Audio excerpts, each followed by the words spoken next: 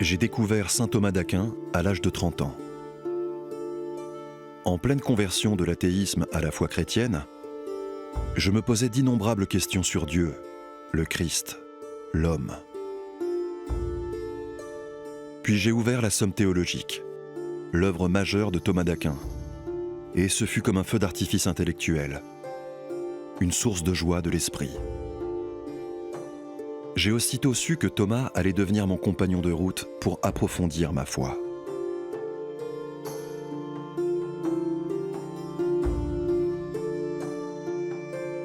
Toutes mes interrogations, et bien d'autres, avaient déjà été abordées par ce théologien du XIIIe siècle.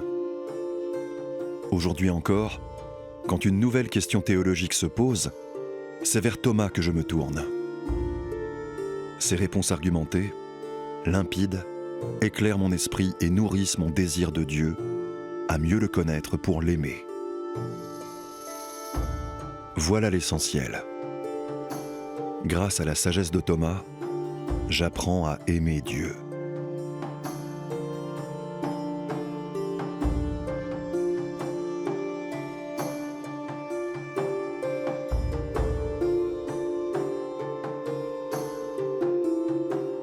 J'ai souvent visité Toulouse.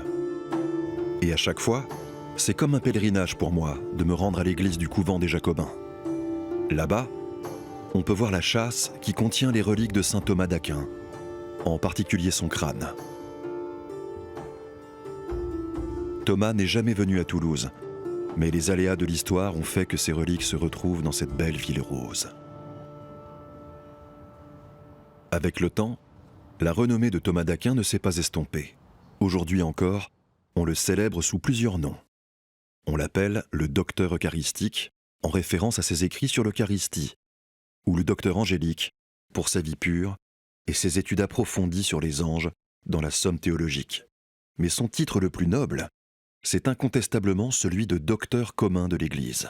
Ce titre n'a été vraiment officialisé par le magistère de l'Église qu'au XXe siècle. C'est le pape Pie XI, en 1923 d'ailleurs. Il est le titre propre de Thomas. Quand on dit le docteur commun, on parle de Thomas. Donc, ça ne veut pas dire qu'il est effectivement le seul docteur. Il y a des quantités de docteurs de l'Église, mais il est celui à qui on a donné ce titre, dont la caractéristique, c'est qu'il permet, par l'ampleur de son œuvre et la profondeur de ses principes, il permet d'irriguer tous les domaines de la théologie, et donc tout théologien gagne à le fréquenter, à s'inspirer de lui, à s'inscrire dans une certaine fidélité, quitte effectivement, encore une fois, à le compléter, voire à le contredire sur certains points. Mais c'est un titre assez fort, il ne faut pas lui donner une valeur plus qu'il n'a, mais enfin quand même, c'est évidemment le seul qui a cette idée d'être le docteur de toute l'Église universelle.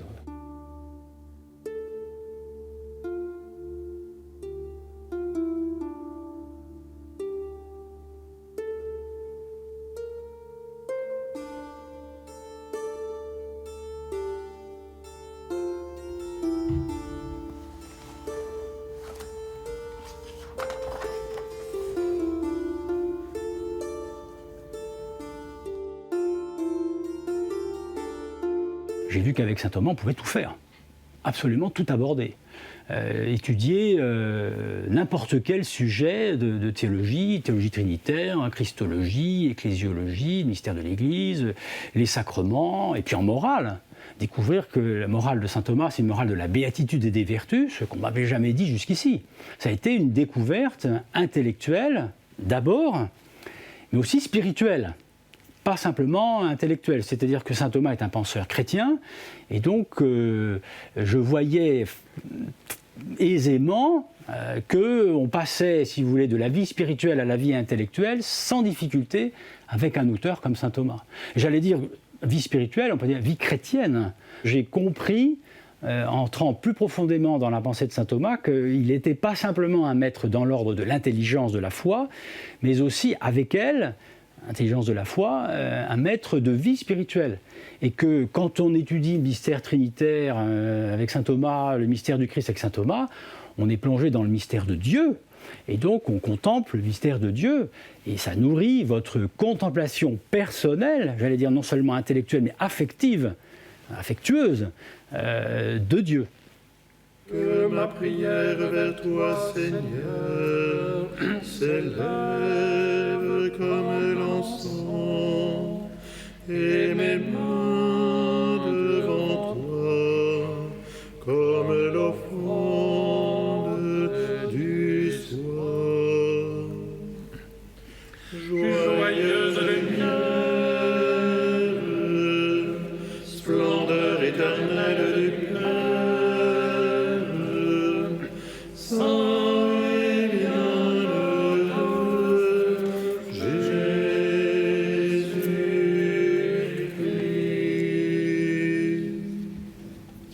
Cette image de Thomas d'Aquin, trouvée dans les archives des Dominicains, me touche profondément. On dirait une vieille photographie.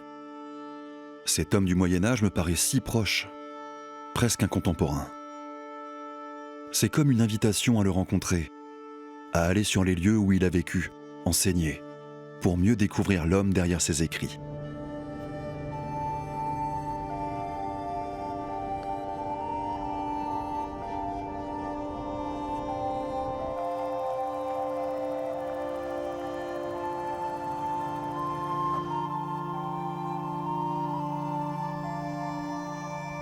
Thomas est italien, né à Roccasecca dans le château familial, entre Naples et Rome.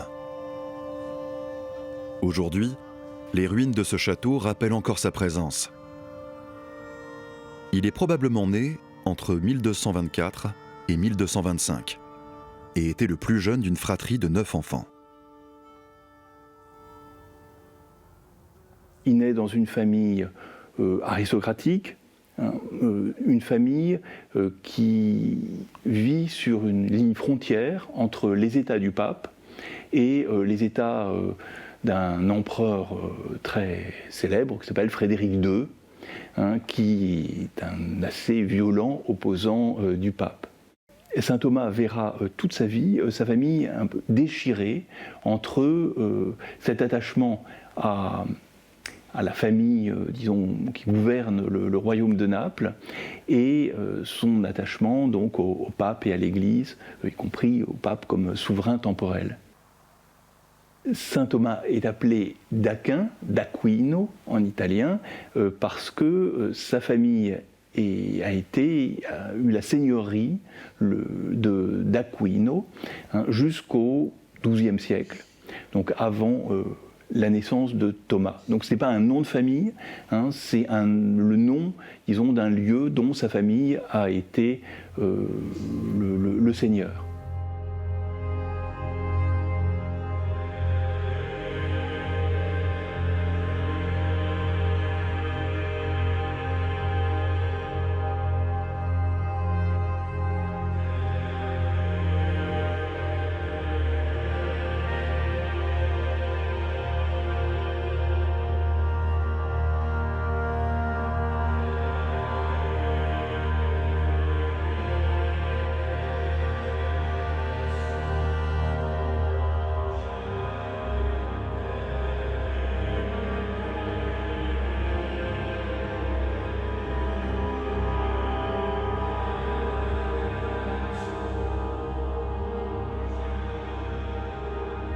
À l'époque de Thomas, certaines familles prenaient des décisions qui peuvent nous sembler déroutantes aujourd'hui. Comme Thomas est le plus jeune fils, sa famille décide de lui faire suivre la voie religieuse. Son père confie Thomas, alors âgé de seulement 5 ou 6 ans, à l'abbaye bénédictine du Mont Cassin, près de Roccasecca. Au Moyen Âge, les pouvoirs politiques et religieux sont étroitement liés. En offrant Thomas au monastère, la famille espère le voir devenir un jour abbé, ce qui renforcerait sa position économique et politique. C'est un monastère très célèbre, qui est un des hauts lieux de l'Occident chrétien. Le Mont Cassin, c'est un lieu qui est le lieu de diffusion du monachisme depuis l'époque de Saint Benoît, donc vers 530, depuis le VIe siècle. C'est une abbaye illustre, donc c'est un lieu très imposant, une place forte culturelle, spirituelle, bénédictine. Et donc il est confié à l'abbaye pour y recevoir une formation littéraire, une éducation littéraire, et s'y engager dans la vie monastique.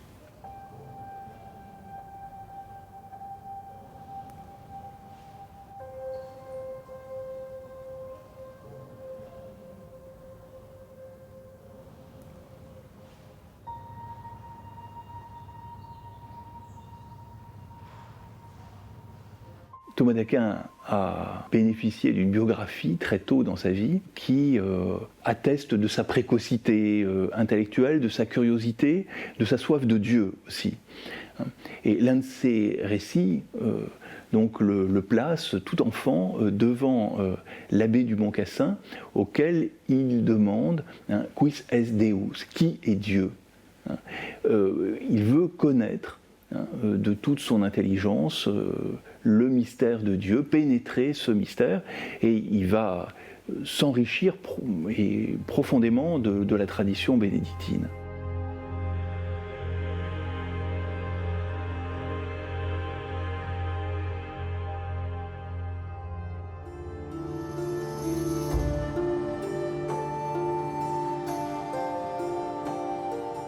Thomas d'Aquin quitte l'abbaye au printemps 1239 à l'âge de 14 ans pour poursuivre ses études à l'université de Naples.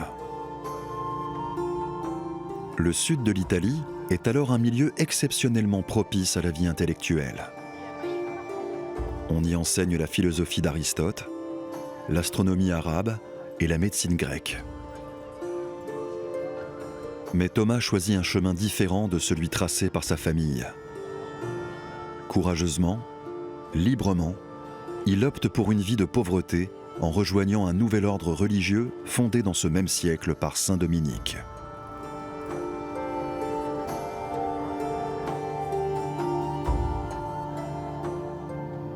Ils ne sont pas très nombreux parce que Frédéric II se méfie des religieux mendiants, mais un religieux qui s'appelle Jean de San Giuliano va l'introduire dans ce monde nouveau des ordres mendiants, dans cette communauté vouée tout entière à l'étude pour la prédication, à la prédication.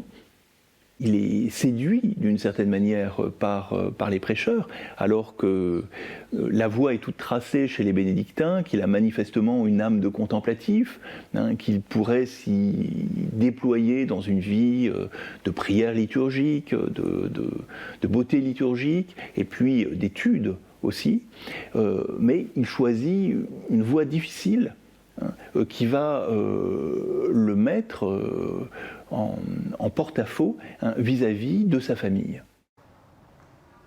Thomas prend l'habit des dominicains en avril 1244.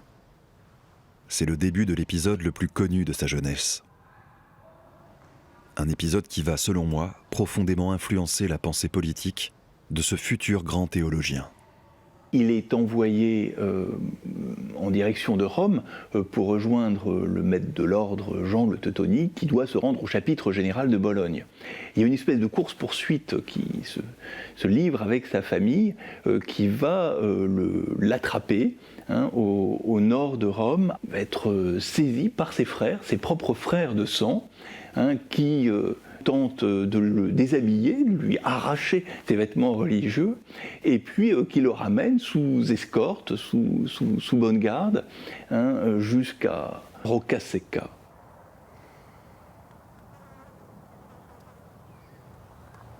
Il va rester près d'1 an sous la garde des siens, avec un déploiement d'arguments pour essayer de le faire revenir sur sa décision.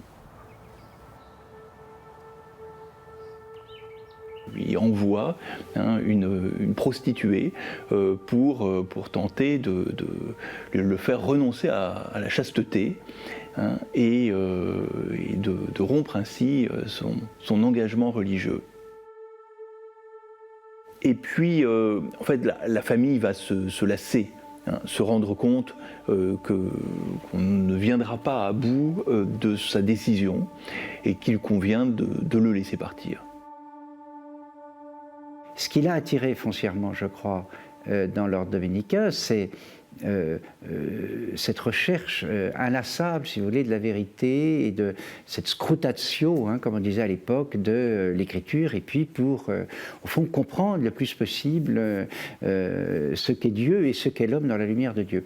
Et ce que je crois, c'est que, pour le coup, c'est en s'adonnant à cette recherche de la vérité sur l'humain et sur tout l'humain, si vous voulez, qu'il a été conduit à, au fond, découvrir en quelque sorte la spécificité, si vous voulez, de l'ordre temporel, quand même distinguée de l'ordre spirituel. L'époque contemporaine, on va dire, c'est l'Église et l'État, par exemple, si vous voulez. Mais ce qui caractérise ces siècles de chrétienté, c'est quand même une immixtion très profonde du temporel et du spirituel qui est ecclésial et ecclésiastique, bien souvent. Les papes s'estiment fondés non seulement à excommunier les souverains, les empereurs, les rois, mais à les déposer, ce qui est un geste politique, si vous voulez, un acte politique. C'est la conception des papes de chrétienté, si vous voulez. Et Thomas, en reconnaissant justement, au fond, encore une fois, la légitimité propre de l'ordre temporel, toujours en relation, bien entendu, avec les autorités ecclésiales, on est en chrétienté, on ne peut pas penser à un ordre temporel séparé, bien sûr, de l'ordre chrétien. En fait, il ouvre la voie à une pensée autonome, si vous voulez, du politique. À l'époque contemporaine, on dirait une pensée profane du politique. La perspective de Thomas, c'est de redonner place véritablement à la cité terrestre, qu'elle s'appelle cité, royaume, jamais empire chez Thomas. Il ne parle jamais de l'empire, des mesures de l'empire. Il n'est pas familier de ça. Donc la cité ou le royaume, et c'est cela l'ordre politique fondamental, si vous voulez. Et donc il amorce, si vous voulez, en fait un extraordinaire changement dans la pensée politique. Et au fond, il commence à poser les questions où il apporte des éléments qui vont nourrir 2 siècles plus tard, 3 siècles plus tard, l'essor de la pensée politique moderne. La question de Thomas, c'est la suivante. Qu'est-ce que c'est que vivre ensemble? Quel est le sens de cette vie en commun? Puisque nous voyons bien que nous ne sommes pas des monades et que ce n'est pas seulement par nécessité que nous vivons en communauté. Quel est le sens de la vie en commun? Et Thomas, progressivement, nous fait découvrir mais que c'est l'objet même du dessein de Dieu de faire des hommes, ne l'oublions pas au départ, une unique famille, si vous voulez, ou une immense cité, la cité de Dieu, précisément.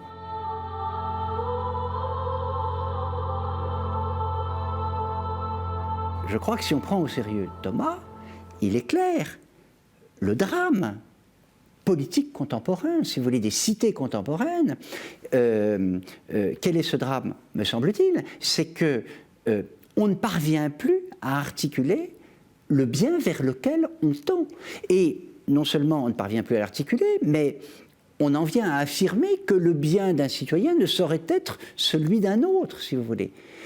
Et je crois que Thomas nous dirait, mais si vous avez des prémices semblables, vous vous placez dans une situation qui vous interdit de penser l'ordre politique lui-même, qui suppose justement une certaine communauté de vues sur le bien vers lequel tendre et qu'on cherche à réaliser en plus ensemble. Il n'arrête pas de le répéter. Le bien d'un seul est ordonné au bien du tout. C'est des centaines de fois chez Thomas, cela. C'est vraiment un principe. Qu'avons-nous fait de cela ?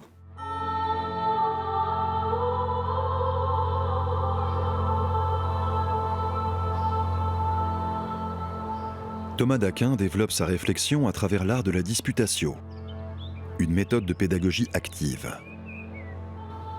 Les étudiants débattent d'une question en présentant des arguments pour et contre, puis le maître fait une synthèse et apporte sa réponse.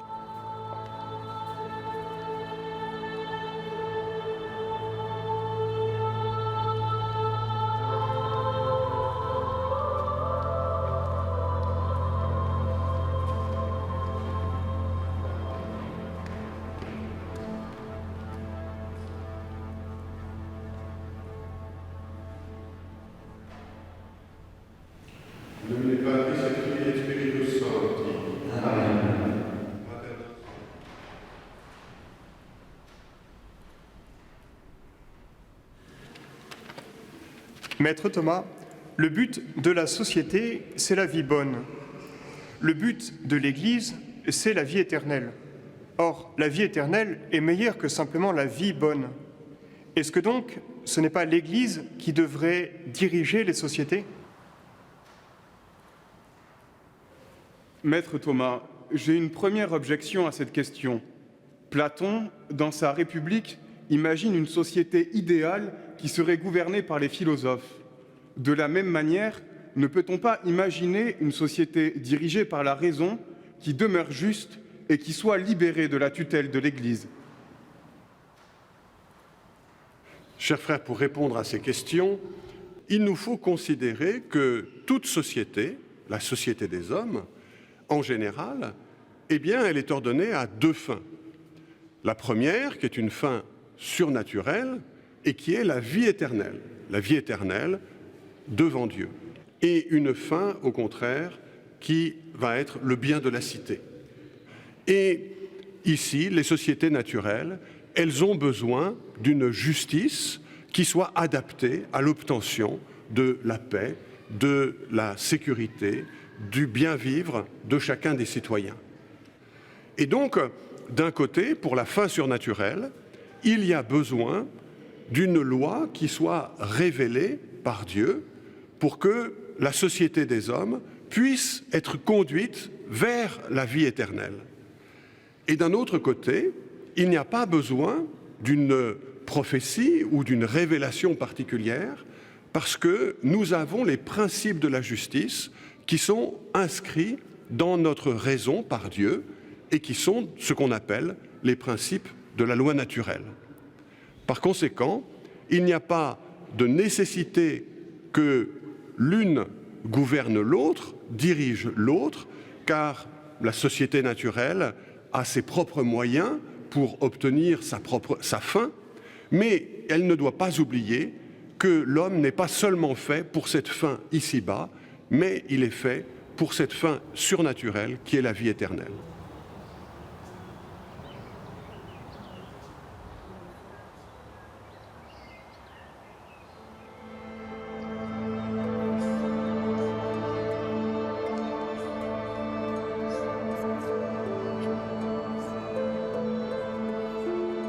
Le maître de l'ordre des Dominicains reconnaît très vite la précocité intellectuelle de Thomas d'Aquin. Il l'envoie à Paris, puis à Cologne en 1248, pour étudier sous la direction d'un autre frère dominicain, saint Albert le Grand.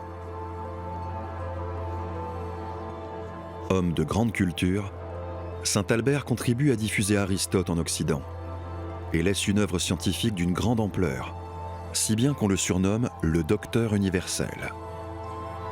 Son désir de comprendre le monde pour mieux connaître le Créateur résonne parfaitement avec le cœur et l'esprit de Thomas d'Aquin.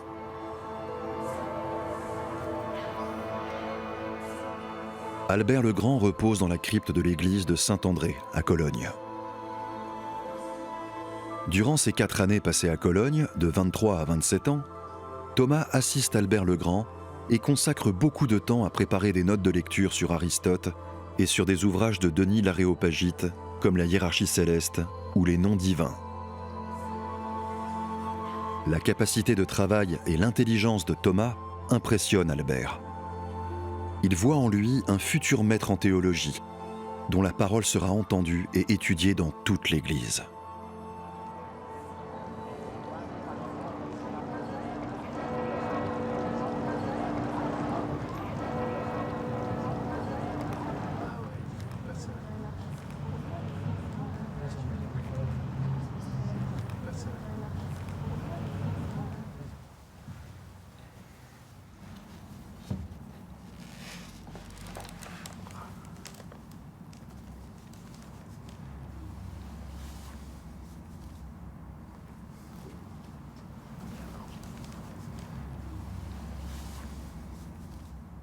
C'est un manuscrit donc très ancien, puisque le manuscrit en soi a quasiment un millénaire. Il s'agit d'une traduction latine de Jean Sarrazin concernant les œuvres du pseudo-Denis, dit l'Aréopagite, qui est véritablement un texte d'autorité pour le Moyen-Âge. Regardez bien, d'une manière quelque peu délavée, probablement à l'encre, une encre métallique, un stylet métallique, nous apercevons des écritures, ici en marge inférieure, bien ordonnancées et séparées par des lignes. Et cette écriture n'est autre que l'écriture de saint Thomas d'Aquin lui-même.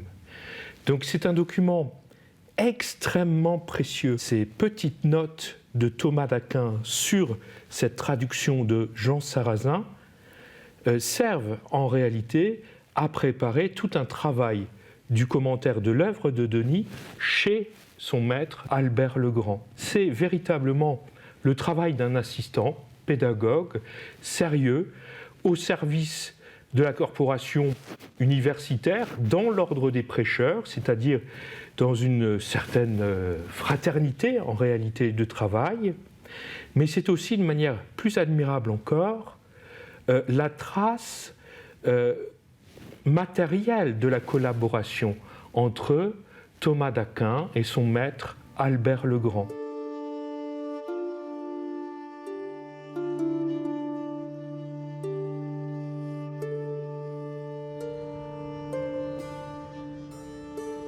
La fin de son séjour à Cologne marque un tournant pour Thomas. Sa formation est achevée. C'est à lui de transmettre ce qu'il a appris. En 1256, il devient maître en théologie à Paris et enseigne à l'université toute jeune de la Sorbonne. C'est un aspect peu connu de sa vie. On ne voit souvent en lui qu'un philosophe ou un théologien spéculatif, mais Thomas doit d'abord commenter la Bible. Cet enseignement biblique quotidien l'amène à écrire des commentaires sur les psaumes, les évangiles selon saint Matthieu et saint Jean, et toutes les épîtres de saint Paul. À l'époque médiévale, la théologie dominée par saint Augustin s'appuie sur la philosophie platonicienne. Thomas n'hésite pas à avoir recours à une nouvelle philosophie pour mieux approcher le mystère de Dieu. Le grand défi auquel ont été confrontés les chrétiens du XIIIe siècle est celui de l'intégration de la nouvelle philosophie. On parle d'un retour d'Aristote. Aristote n'a jamais été totalement absent au Moyen-Âge, mais c'est vrai que les textes d'Aristote arrivent de manière plus massive et arrivent surtout entourés de toute une cohorte de commentateurs, que ce soit les commentateurs de l'Antiquité tardive ou que ce soit les commentateurs musulmans, comme Avicenne ou Averroès, ou juifs comme Maïmonide. Et donc face à cet afflux de textes nouveaux, la chrétienté a été un petit peu ébranlée. Saint Thomas a choisi la voie la plus difficile, il n'est pas le seul, Saint Albert avait déjà bien commencé le travail, c'est de dire, face à cette philosophie dont on perçoit qu'elle contient beaucoup de vérités, et des vérités qui pourraient nous aider à aller plus loin dans la compréhension du mystère de Dieu, parce que saint Thomas pense que l'aristotélisme peut aider la théologie, et ce n'est pas simplement une philosophie. Face à cette nouvelle pensée, eh bien, il faut opérer un discernement, c'est-à-dire, comme le dit le Seigneur dans l'Évangile à propos des pêcheurs qui tirent le filet sur le bord du rivage, jeter ce qui ne vaut rien et garder ce qui est bon. La relation entre foi et raison tient une place majeure dans son œuvre, et la façon dont il aborde cette question m'impressionne toujours par sa clarté et son ordre. Pour Thomas, la raison n'est pas naturellement opposée à la foi. La grâce de Dieu ne détruit pas la nature humaine, mais la perfectionne. Ainsi, la raison peut et doit aider à comprendre la foi.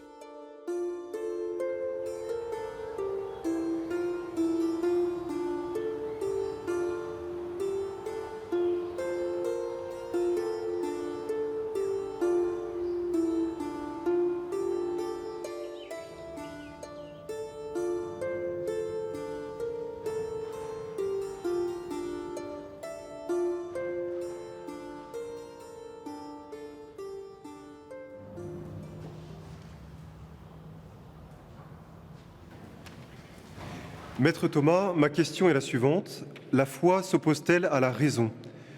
Une objection pourrait s'opposer à cela. D'un côté, par notre raison, nous découvrons des vérités, et d'un autre côté, la foi nous donne des vérités. Et entre ces deux sources de vérité, l'articulation est parfois difficile, et l'expérience nous le montre assez souvent. Alors comment résoudre cela? Maître Thomas, j'ai une deuxième objection. Aristote a démontré que le monde est éternel. Or, la révélation dans le livre de la Genèse nous dit que le monde a commencé. Il semble donc que la raison et la foi entrent en conflit. Chers frères, pour répondre à cette question, il faut toujours garder à l'esprit que la vérité de la foi dépasse les capacités de la raison. Cela dit, nous sommes face à des degrés de connaissance différentes.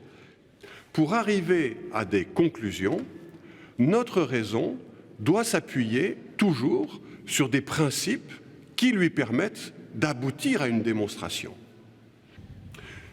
De son côté, la foi s'appuie sur les principes que Dieu lui donne, cette révélation que Dieu lui donne d'une vérité au sujet des réalités divines et des créatures que Dieu fait.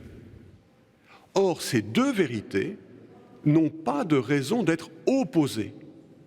Pourquoi ? Parce que le vrai ne s'oppose jamais au vrai. Le vrai ne s'oppose qu'au faux. Et par conséquent, quand nous sommes face à ces deux vérités, il nous faut toujours chercher l'accord. Comment est-ce que ce qui est démontré par la raison vient s'accorder à ce qui est connu par la foi et inversement? Eh bien, si l'on prend la source des principes par lesquels nous connaissons le vrai, ces principes, ils sont inscrits dans notre nature et ils ont été inscrits dans notre nature par personne d'autre que Dieu qui a fait notre nature. Et par conséquent, ces principes, avant d'être dans notre nature, ils sont dans la sagesse divine. Et par conséquent, si ces principes sont dans la sagesse divine, Dieu ne peut pas affirmer un principe d'un côté et puis le contredire de l'autre dans ce qu'il révèle. Et par conséquent, puisque la connaissance de la raison naturelle et la connaissance révélée ont la même source, Dieu, il ne peut pas y avoir d'opposition entre deux vérités.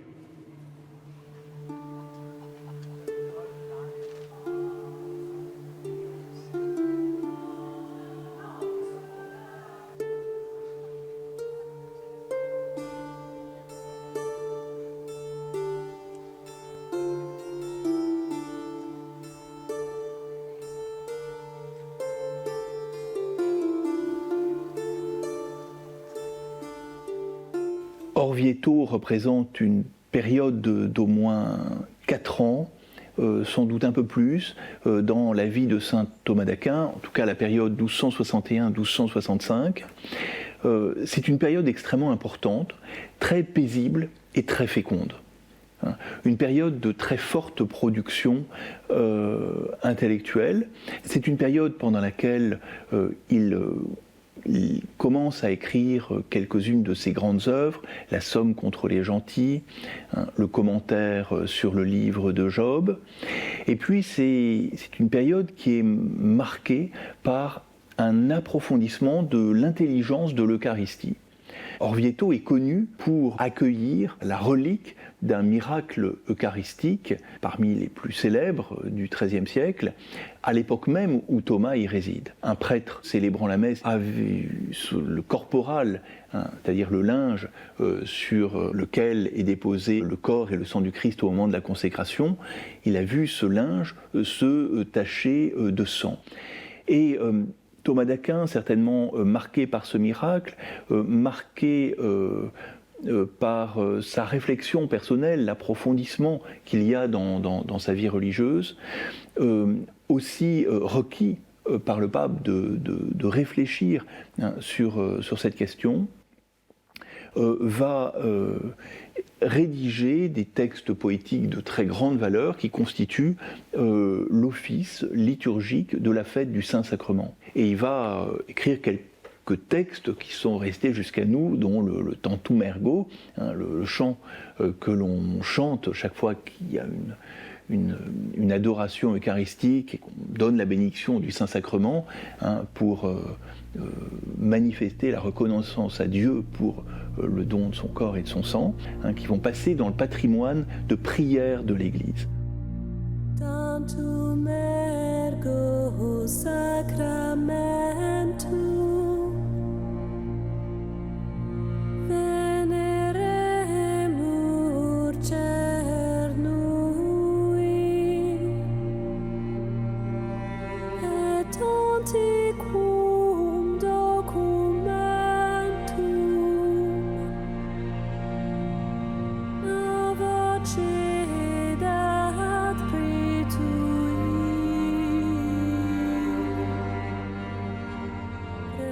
C'est à Orvieto qu'on peut situer cet épisode raconté par le biographe de Thomas, Guillaume de Tocco. Cet épisode qui montre le Christ parlant depuis le crucifix et disant à Thomas « Tu as bien écrit de moi, Thomas ». Donc il y a une dimension christologique très forte à travers l'Eucharistie, à travers sa prière devant le crucifix, qui se manifeste dans cette période.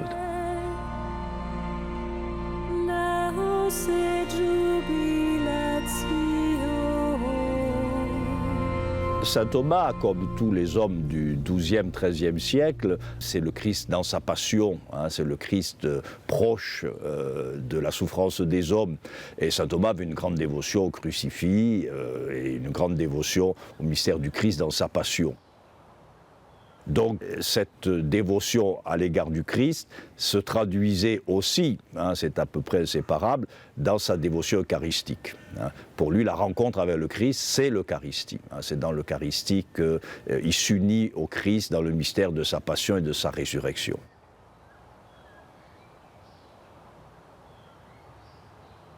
Quelle est ensuite la place du Christ dans la théologie de saint Thomas? Le Christ est présenté comme celui par qui nous accomplissons notre retour vers le Père. C'est la fameuse thèse de saint Thomas selon laquelle le motif principal de l'incarnation, c'est la rédemption. L'homme ne pouvait être sauvé, ne pouvait être reconduit à Dieu que par le mystère du Christ qui, par sa passion, a expié pour les péchés de l'humanité et qui devient ainsi le chef, au sens de celui qui marche en premier, hein, le chef de l'humanité renouvelée, de l'humanité nouvelle. Donc le Christ est celui par qui nous recevons la grâce de Dieu et par qui nous sommes reconduits à Dieu. Hein. Il y a un texte très beau de saint Thomas où il dit « Ce que Dieu est dans l'ordre de l'être », c'est-à-dire il n'y a pas un gramme d'être qui ne provienne de la source même de l'être qu'est Dieu. Donc ce que Dieu est dans l'ordre de l'être, Jésus-Christ l'est dans l'ordre de la grâce. C'est-à-dire il n'y a pas un gramme de vie divine en nous ou autour de nous qui ne vienne du Christ, hein, qui nous a mérité la grâce par le sacrifice de la croix et qui ne soit communiqué par le Christ. Hein. C'est un thème absolument essentiel. Hein. En particulier aujourd'hui, la question se posait moi à l'époque de saint Thomas pour la question de la théologie des religions non chrétiennes. Hein. Saint Thomas permet de penser que même chez les non-chrétiens, il y a la grâce de Dieu qui travaille, car Dieu veut que tous les hommes soient sauvés, mais ce qui est fondamental, c'est que cette grâce, c'est la grâce du Christ. Hein. Le salut que peut obtenir un musulman, que peut obtenir un bouddhiste ou même éventuellement un agnostique, hein, ce salut, c'est le salut qui vient de Jésus-Christ. Hein. Ça, c'est un point central chez saint Thomas, une sorte de christocentrisme dans la communication de la grâce.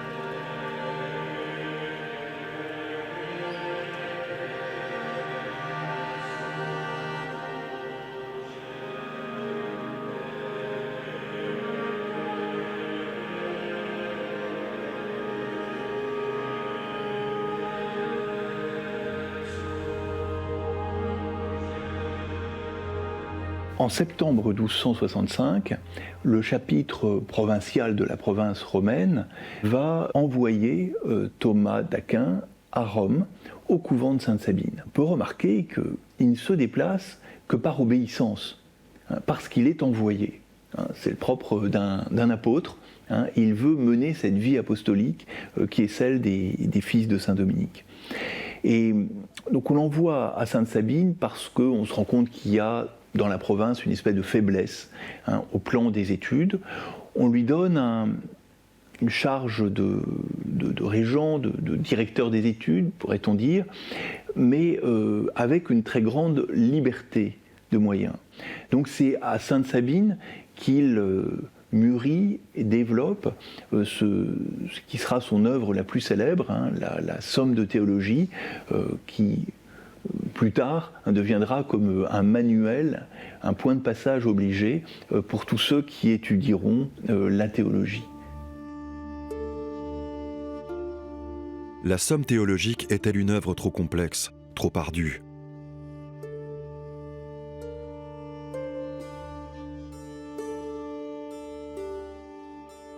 Pourtant, c'est pour les débutants en théologie que Thomas écrit cet ouvrage, à partir du constat que les connaissances théologiques de son temps sont souvent dispersées et mal organisées.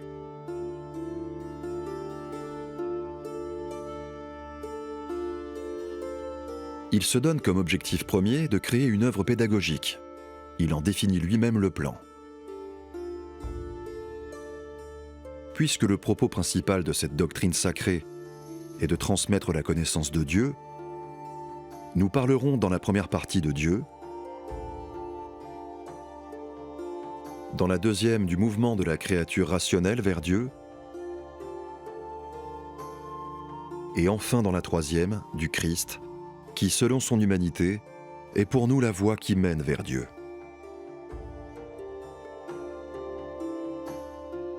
Thomas a commencé la Somme théologique en septembre 1268 à Rome, et y a consacré 7 ans, sans l'achever complètement.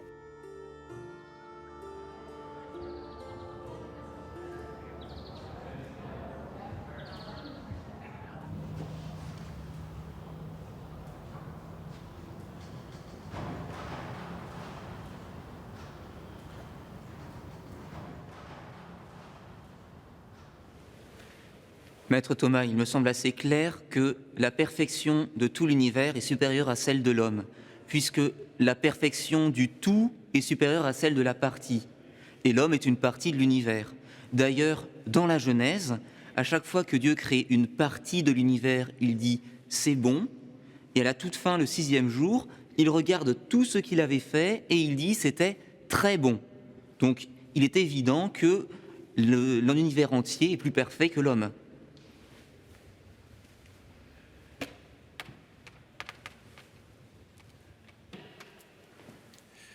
Maître Thomas, j'ai une objection à ce qui vient d'être dit. Il me semble qu'il faille dire que l'homme vaut plus que tout l'univers. En effet, il est écrit dans les psaumes « Tu as mis toutes choses sous ses pieds, le couronnant de gloire et de splendeur ». Or, il est nécessaire que le moins parfait soit soumis au plus parfait. Or, si tout a été mis sous les pieds de l'homme, par conséquent, il est nécessaire que l'homme soit plus parfait que tout l'univers.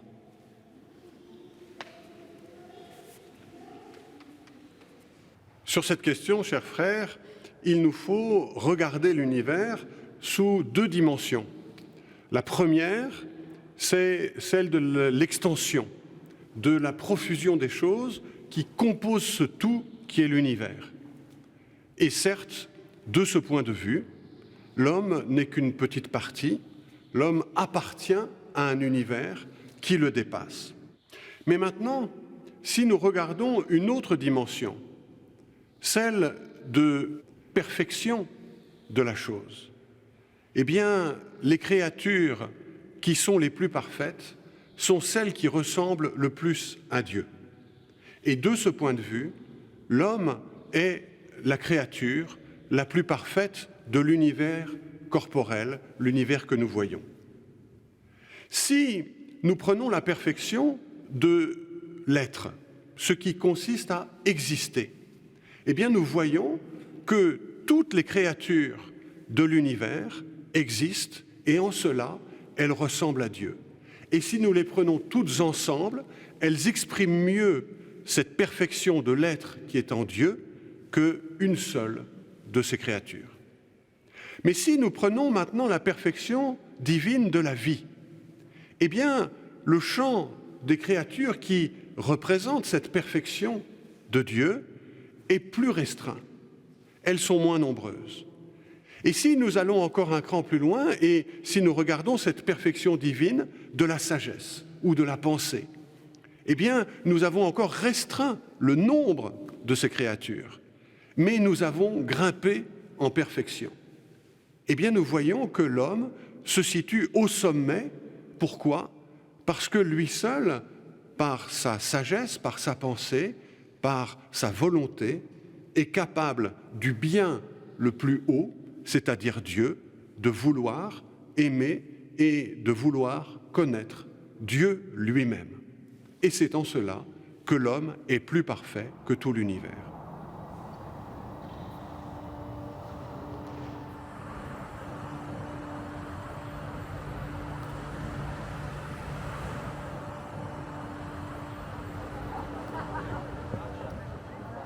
En septembre 1273, Thomas d'Aquin participe une fois de plus au chapitre de sa province, de Rome, et il en revient très fatigué. Il offre le témoignage de plus en plus fréquent d'une abstractio mentis, d'une espèce d'absence au monde, à ceux qui l'entourent, qui témoigne chez lui non pas d'une indifférence, mais d'une concentration sur les choses spirituelles. Il faut le tirer par l'habit ou par la chasuble quand il célèbre la messe pour l'inviter à terminer l'office liturgique. Et c'est en 1273 qu'il va, au terme d'une prière, s'arrêter d'écrire. Il n'écrit plus, il ne dicte plus, et il va même se débarrasser du matériel qui lui sert à écrire. Donc il y a une espèce de renonciation, et il dit à son secrétaire « Ce que j'ai fait, ce n'est que de la paille. Tout cela, ce n'est que de la paille. » Les étudiants citent souvent la parole de saint Thomas à la fin de sa vie, qui déclare « Tout ce que j'ai écrit, c'est comme de la paille », et ils en déduisent que c'est peut-être pas vraiment la peine de s'investir à fond pour étudier ce que saint Thomas lui-même aurait rejeté à la fin de sa vie. Or, le sens est évidemment totalement différent. Il faut savoir que dans l'exégèse médiévale, on distinguait la paille et le grain. La paille, ce sont les mots, les concepts, les idées. Le grain, c'est ce que ces mots, ces concepts et ces idées signifient. C'est la réalité profonde, c'est celle qui est nourrissante. Et donc, saint Thomas sait très bien que pour nous, êtres humains, nous ne pouvons rejoindre la réalité profonde qu'en nous servant de ces raisonnements, de ces concepts, de ces idées, mais vient un moment dans l'existence d'un être humain où ce qu'il désire, c'est le contact immédiat avec le mystère de Dieu. Et saint Thomas, sentant sa mort prochaine, comme dit M. de La Fontaine, saint Thomas, ayant des signes que la rencontre était proche, eh bien, dit, voilà, maintenant ce que je veux, c'est le grain, c'est-à-dire le pain vivant descendu du ciel, et toute cette paille, tous ces concepts qui sont fort utiles. Pour moi, maintenant, à l'heure qui est la mienne, je passe à autre chose. Thomas est attendu le 1er mai 1274 au Concile de Lyon, convoqué par le pape Grégoire X. Malgré sa grande fatigue, il se met en route, tel un fils obéissant à l'Église. Au cours de sa vie, Thomas aura parcouru plus de 15 000 kilomètres à pied, les chevaux étant proscrits pour les frères prêcheurs en raison de leurs vœux de pauvreté. Mais il n'atteindra jamais Lyon.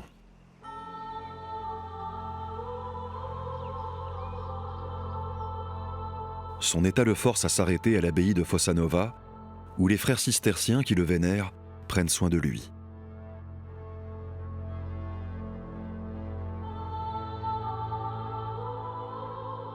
Son état de santé se détériore, et Thomas, dans un dernier effort, demande à se confesser et à recevoir le Christ dans l'Eucharistie une dernière fois. Il meurt le 7 mars 1274, dans sa 49e année.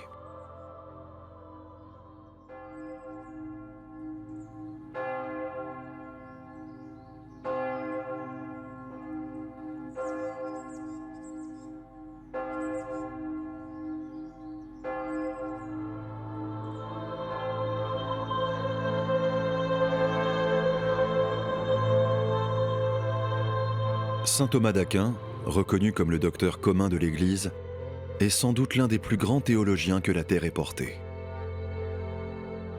En cherchant l'homme derrière ses œuvres, j'ai surtout rencontré quelqu'un qui a consacré toute son intelligence à éclairer le mystère de Dieu.